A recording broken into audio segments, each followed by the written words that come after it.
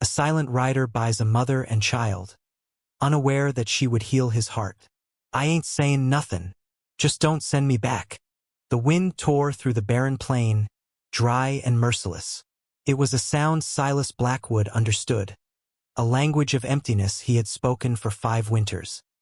His homestead was a lonely island in a sea of dust and brittle grass, the clapboard house a testament to endurance, its wood weathered to the color of bone. He moved with a deliberate, heavy rhythm, his shoulders bowed not by age but by a weight no one could see. He chopped wood deep into the night, as if splitting his guilt into pieces that could be burned away with the morning frost. Each swing of the axe was a punctuation mark in a long, silent conversation with the ghosts who shared his land. He didn't know it yet, but his first true home was right in front of him, arriving on the rickety wheels of the afternoon stagecoach. He saw the cloud of dust first, a distant plume against the slate evening sky. He had been expecting a package, supplies from town, but what stumbled out into the biting wind was a woman. She was thin, her dress worn down and inadequate for the cold, and she clutched the hand of a small boy whose own coat was a patchwork of repairs. Her face was a mask of exhausted fear, her eyes darting around as if looking for the next blow. The stage driver tossed a worn carpetbag into the dust and tipped his hat to Silas. "Your mail-order bride, Mr. Blackwood," he said, his voice casual, as if delivering a sack of flour. "Agency said she's a good worker." Silas froze, his hand resting on the handle of his axe. This wasn't right. He had sent no letter, made no request. He was a man who courted solitude, who had buried the part of himself that knew how to live alongside another. The woman flinched when he looked at her, pulling the child closer. Her lips trembled, but the words came out in a raw, suppressed whisper. "I ain't saying nothin'. Just don't send me back." He saw the desperation in her, the kind that left no room for pride or questions. It was a mirror to the desolation inside his own chest. He remained silent. Then, "The wind's gettin' up," he nodded toward the house. His silence was not an answer, but it was not a refusal either. It was enough. He led them inside, the creak of floorboards the only sound as they crossed the threshold. The air in the small cabin was thick with the scent of pine smoke and loneliness. A fire crackled in the stone hearth, its smoky lamp casting long, dancing shadows on the walls. For the woman, Alara, the warmth was a shock to her system, a kindness her body had forgotten how to accept. She stood rigidly by the wooden door, her knuckles white where she gripped her son's hand. The boy, Thomas, stared at the fire with wide, tired eyes that had seen everything. Silas didn't speak. He moved to the stove, his actions quiet and deliberate. He poured milk into a small pan, the metal clinking softly on the iron. He took down 2 tin cups from a shelf. The simple act felt monumental, a breach of the sterile routine he had cultivated for years. He placed the cups on the rough-hewn table, the steam rising in the cool air. He gestured for them to sit. She hesitated, her gaze flicking from his weathered face to the steam, her suspicion a palpable thing in the room. He turned his back to them, giving her the space to choose, and stared out the small window at the dusty vastness. The pale winter sun was dying, bleeding orange and purple into the horizon. He was acting against his nature, a strange, impulsive remorse stirring in his gut. It was the sight of the boy, small and shivering, that had broken through the ice. He heard the scrape of a chair, then another. He breathed softly, a long, slow breath he didn't realize he'd been holding. He had bought or protected her impulsively out of a remorse he couldn't name, a debt he owed to a memory buried on the hill behind the house. She watched him, this silent, broad-shouldered man. He was not what she expected. There was no cruel glint in his eye, no demanding tone. There was just a profound, earthy stillness. She drank the warm milk, the heat spreading through her chest, a fragile, unsteady comfort. It was the first act of unsolicited kindness she had received in years. She did not trust it. A new rhythm established itself on the homestead, one of unspoken rules and vast distances contained within 4 walls. Alara rose before the sun, her movements unobtrusive, a ghost in the house. She swept the floors, mended the worn blankets, and cooked meals from the meager provisions, leaving a plate on the table for Silas before retreating with her son to the small spare room he had given them. The room was cold, bare save for a bed and a small, empty cradle in the corner that seemed to suck the warmth from the air. She never looked at it for long. Silas, for his part, worked from dawn until the last light failed, his hands raw from the shovel and the axe. He was building fences, digging wells, anything to keep his body in motion and his mind from wandering to the two new heartbeats in his house. They were a constant, quiet presence that disturbed the perfect stillness of his grief. They ate at the same table, Silas at one end, Elara and Thomas at the other, the space between them an impassable canyon of silence. He would nod his thanks for the food, and she would offer a barely perceptible nod in return. Words were a currency they couldn't afford. She lived in a state of rigid alert, waiting for the other shoe to drop, for the kindness to reveal its price. Her true identity was not a mail-order bride. She was a survivor, and survivors knew that nothing was free. Her silence was not a sign of being shattered. It was a fortress. She was exhausted, but she was not broken. Silas felt her suspicion like a physical barrier. He understood it.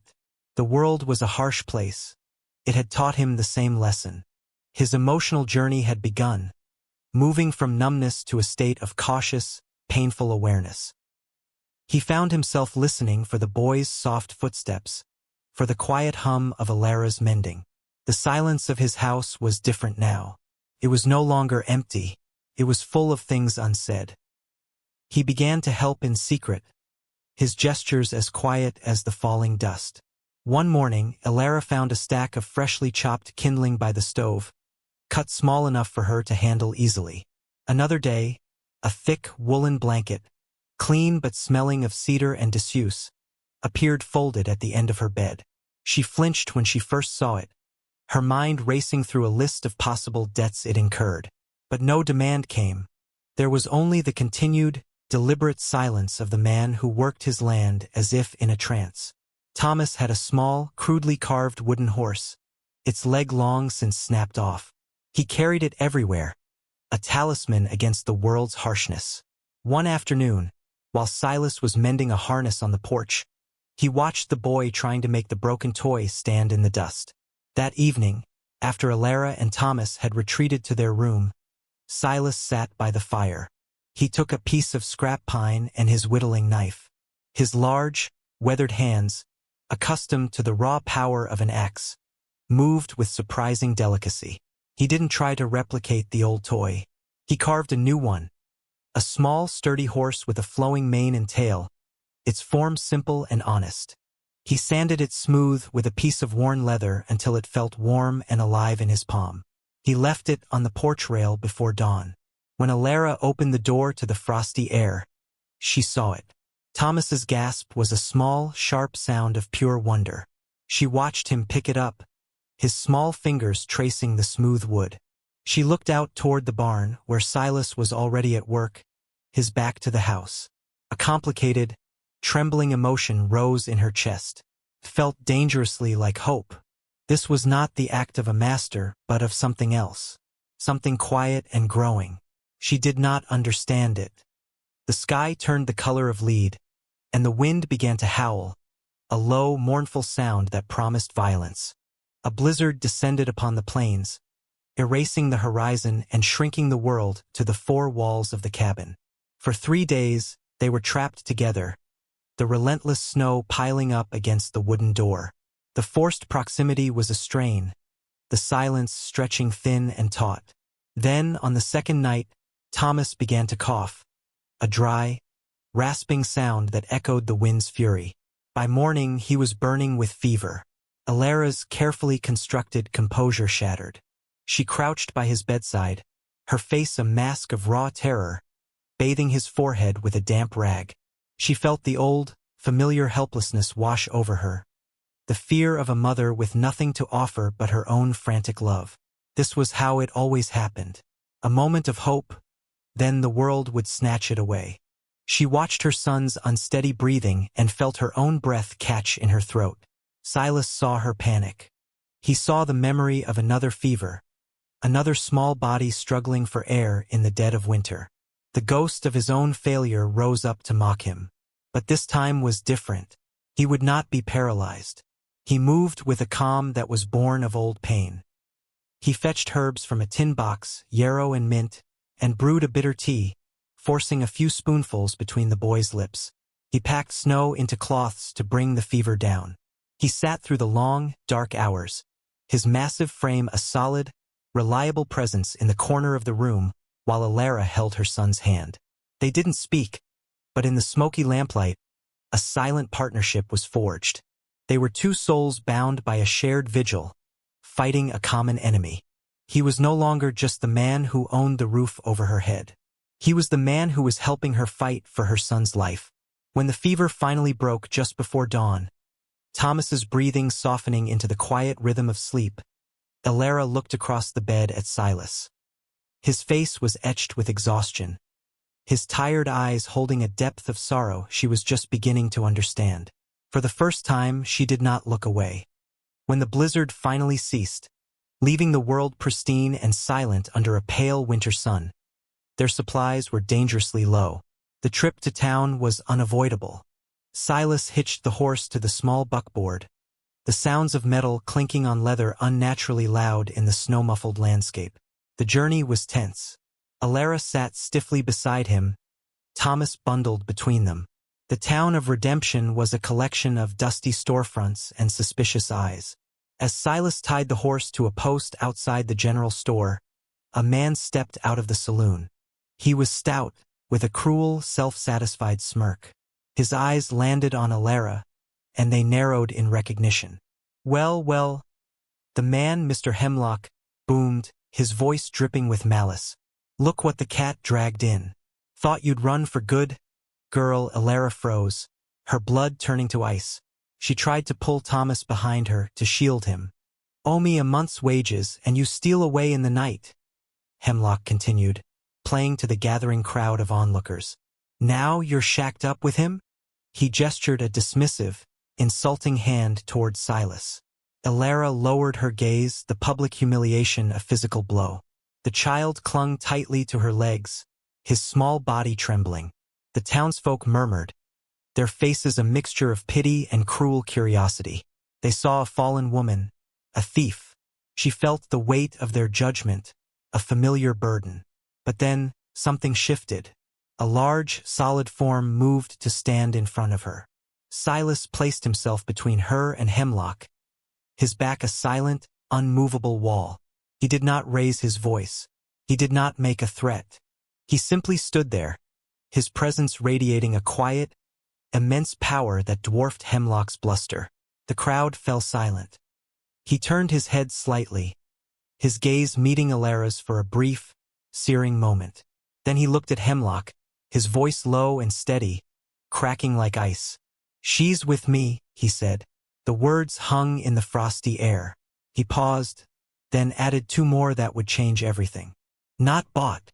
Chosen. A gasp rippled through the onlookers. Hemlock's face turned purple, but he had no response. Silas put a hand on Alara's shoulder, a gesture so firm and protective it made her breath catch. He guided her and the boy into the store, leaving the crowd and the humiliated man standing speechless in the snow. She followed him blindly, tears finally streaming down her face. Not tears of shame, they were tears of disbelief. That evening, the air on the porch was still and cold. The sun had set, leaving a bruised purple stain on the horizon. The wind that usually tore through the dry grass was quiet, as if holding its breath.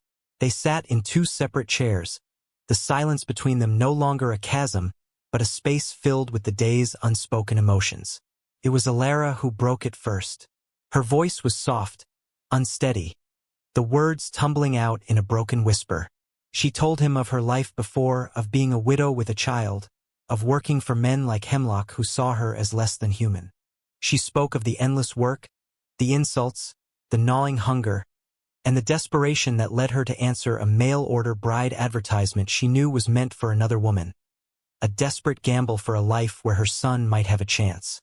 She didn't make excuses. She simply laid the worn-down, honest facts of her suffering at his feet. He listened. He didn't interrupt, didn't judge. He just nodded, his gaze fixed on the darkening plains. When she fell silent, the air thick with her confession, he swallowed hard. His own voice, when it came, was raw with disuse, like a rusty hinge being forced open. He didn't talk about the town or what he had done. Instead, he raised a weathered hand and pointed to a gentle rise on the hill behind the house, where two small, flat rocks stood against the sky. "Martha," he said, the name a stone in his throat. "And Lily." He told her of the wife he had loved and the infant daughter he had adored.